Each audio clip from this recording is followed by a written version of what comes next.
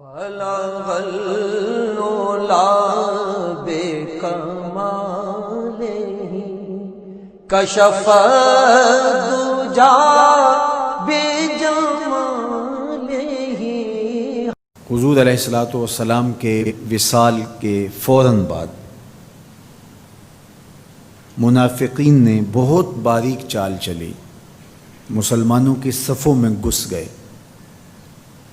بظاہر لبادے ان کے مسلمانوں والے تھے، تو انہوں نے مسلمانوں سے کہنا شروع کر دیا، لو جی کہانی ختم ہو گئی، ساری رونقیں حضور کے دم سے تھیں، نمازیں تھیں، روزے تھے، لوگ اپنے اموال کی زکوٰۃ دیا کرتے تھے، حج کا اجتماع تھا، یہ سب کچھ ختم ہو جائے گا۔ اب کون مال خرچ کرے گا؟ کس نے جان راہ خدا میں قربان کرنی ہے؟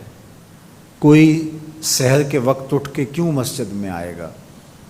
بظاہر لگتا تھا کہ یہ بڑی ہمدردی اور دلجوئی سے حقیقت حال کو بیان کر رہے ہیں، لیکن اس کے اندر چھپا ہوا ظاہر تھا۔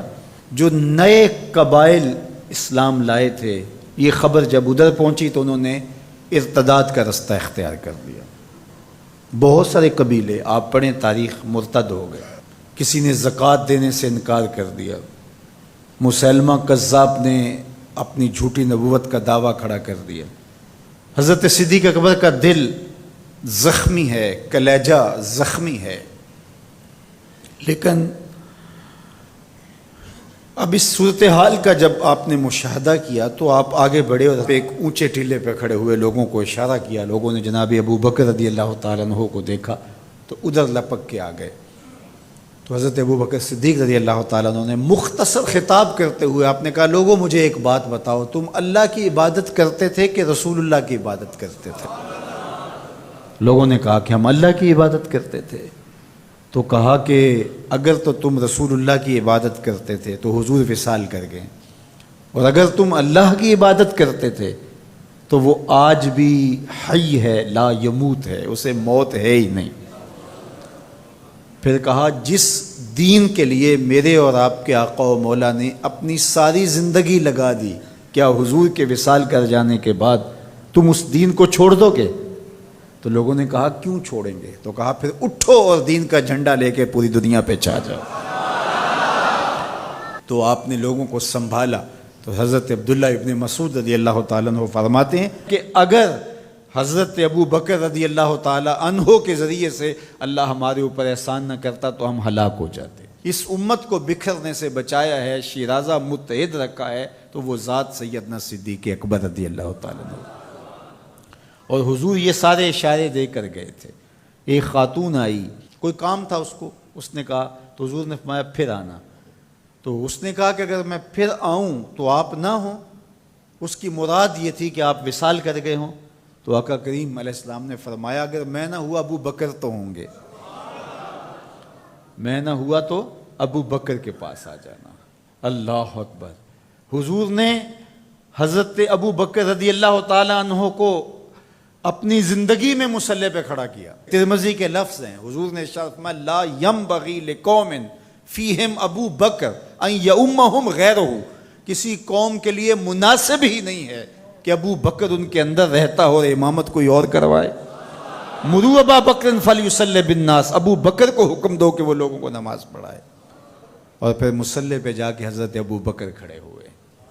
17 نمازیں حضور علیہ الصلوۃ والسلام کی حیات طیبہ کے اندر حضرت ابو بکر نے پڑھائی ہیں۔ اللہ اکبر۔ فرمایا، ما نفعنی مال احد قط ما نفعنی مال ابی بکر، مجھے کسی کے مال نے اتنا نفع نہیں دیا جتنا ابو بکر کے مال نے دیا۔ اللہ کے علاوہ اگر میں کسی کو خلیل بناتا تو ابو بکر کو بناتا، لیکن اللہ میرا خلیل ہے، جنہیں سیدہ کہول اہل الجنہ کہا گیا، جنت کے بوڑھوں کے سردار بنائے گئے۔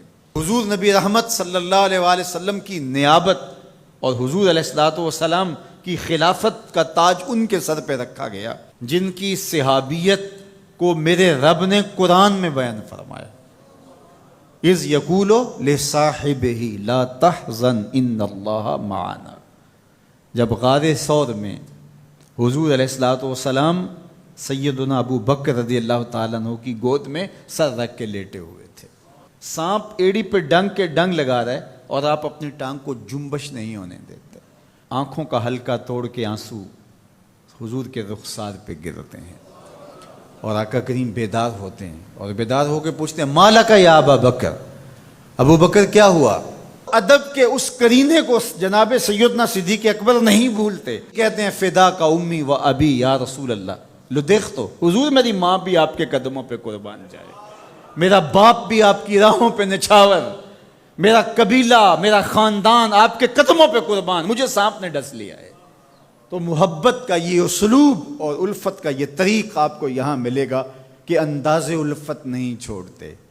تو سانپ کا کام تو ڈسنا ہے، چاہے وہ غار میں ڈسے یا اسلام آباد میں بیٹھ کے ڈنگ لگائے، وہ تو ڈستا رہے گا. لیکن ابو بکر حضور کی محبت کے ترانے پڑھتا رہے گا. سیدنا صدیق اکبر کی سب سے بڑی آرزو جب پوچھی گئی تو وہ یہی تھی کہ آنکھیں میری ہوں، چہرہ حضور کا ہو، نہ چہرہ ہٹے نہ آنکھیں تھکیں، دیکھتا رہوں اور دیکھتا رہوں. اس واقعہ کی حکایت قرآن نے بیان کی ہے. اذ یقول لصاحبہ، صحابی کا ٹائٹل قرآن نے حضرت سیدنا صدیق اکبر کے نام کیا ہے.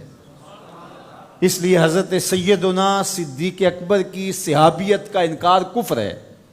جو حضرت صدیق اکبر کو کافر کہتا ہے وہ خود کافر ہے، اس لیے کہ ان کا ایمان، ان کا اسلام اور ان کی صحابیت قرآن کی قطعی نص سے ثابت ہے اور ان لفظوں کے ساتھ ثابت ہے. اذ یقول لصاحبہ لا تحزن، کہا گھبرانے کی ضرورت نہیں، ان اللہ معنا، اللہ ہمارے ساتھ ہے، اللہ ہمارے ساتھ ہے. اور پھر کہا وَالثَّانِي اثْنَيْنِ اذ هُمَا فِي الْغَارِ، دو میں سے دوسرا. اللہ اکبر، اللہ نے دو میں سے دوسرا کہا ہے. یہ شان ہے سیدنا صدیق اکبر کی، جو ثانی اثنین ہیں غار میں.